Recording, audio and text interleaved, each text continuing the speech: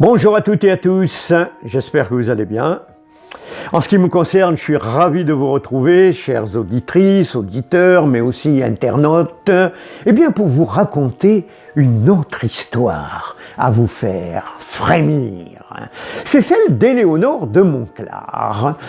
C'est un récit qui s'est déroulé dans la célèbre cité médiévale de Carcassonne. Et afin de vous imprégner complètement de cette histoire, je vous propose une très courte visite de quelques secondes simplement de cette magnifique cité médiévale. On se retrouve après. À tout de suite. La cité de Carcassonne est une perle médiévale située dans le sud de la France, au cœur du département de l'Aude, en Occitanie. La cité de Carcassonne est un joyau de l'histoire médiévale, inscrite au patrimoine mondial de l'UNESCO depuis 1997. Fortifiée dès l'époque gallo-romaine, la cité atteint son apogée au Moyen Âge. Elle joue un rôle clé dans la défense des frontières du Royaume de France face à l'Aragon. Sa double enceinte longue de 3 km est jalonnée de 52 tours imposantes, offrant une protection redoutable. La cité attire des millions de visiteurs chaque année grâce à son ambiance unique. À l'intérieur de ses remparts, les ruelles pavées et les bâtisses d'époque transportent les visiteurs dans un autre temps, où la cité revit l'époque médiévale avec des tournois, des marchés artisanaux et des costumes d'époque. Mais Carcassonne est aussi une terre de légendes à vous faire frémir. En 1883, un certain Louis Charpentier, qui était un antiquaire, mais surtout un homme très érudit, et il séjourna dans les environs de la cité médiévale, mais c'était surtout un homme passionné de légendes locales. Donc il s'intéressa aux récits concernant une silhouette spectrale qui hanterait les remparts depuis des siècles. Alors, cette apparition, d'ailleurs surnommée la Dame Blanche, était toujours vue la nuit, flottant le long des murailles, et une lueur étrange émanant de son voile. Les villageois racontaient qu'au Moyen-Âge, une jeune femme prénommée Éléonore de Montclar était une femme de noble ascendance, reconnue par sa beauté et son intelligence. Et d'ailleurs, elle suscita la jalousie de son voisin qui convoitait ses terres et donc un jour la dénonça pour sorcellerie. Et la pauvre femme fut condamnée pour hérésie, pour avoir soutenu les cathares.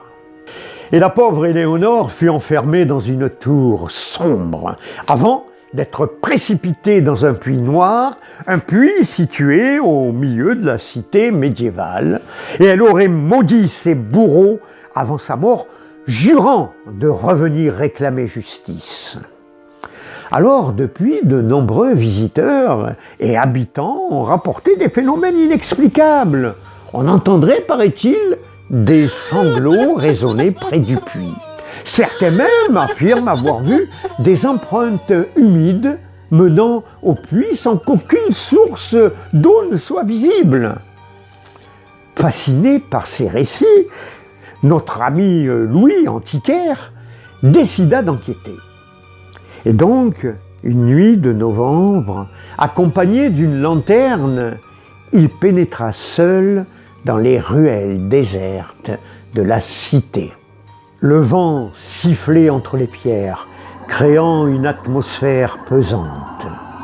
Alors qu'il s'approchait du puits, sa lampe vacilla et une silhouette voilée émergea des ténèbres.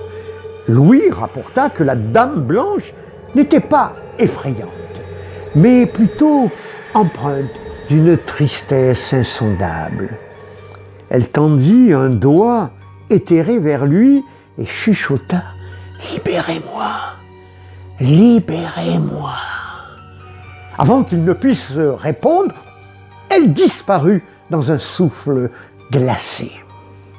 Le lendemain, Louis consulta les archives locales et découvrit une ancienne lettre oubliée.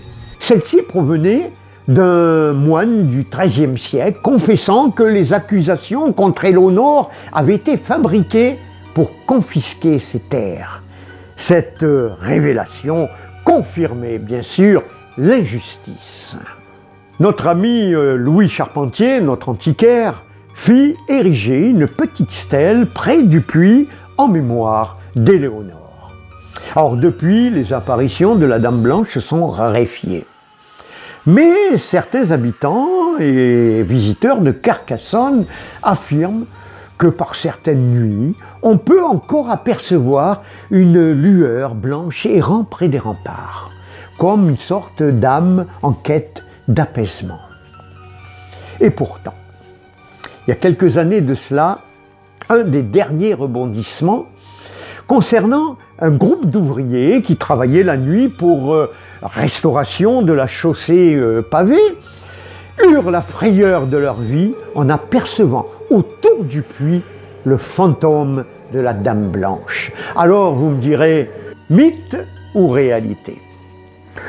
Je dirais que si la légende est plus belle que la réalité, eh bien, gardons la légende. Et si un jour vous allez visiter la cité de Carcassonne, eh bien vous penserez au récit que je viens de vous raconter, et puis regardez les puits qui se trouvent à l'intérieur de la cité, peut-être que vous trouverez un puits avec cette petite stèle érigée par l'antiquaire Louis Charpentier. Alors j'espère que ce récit vous a plu, et si c'est le cas, faites-moi le savoir, j'en serai ravi, et je vous raconterai une autre histoire à vous faire frémir. On se donne rendez-vous prochainement. En attendant, portez-vous bien, prenez soin de vous, bye bye.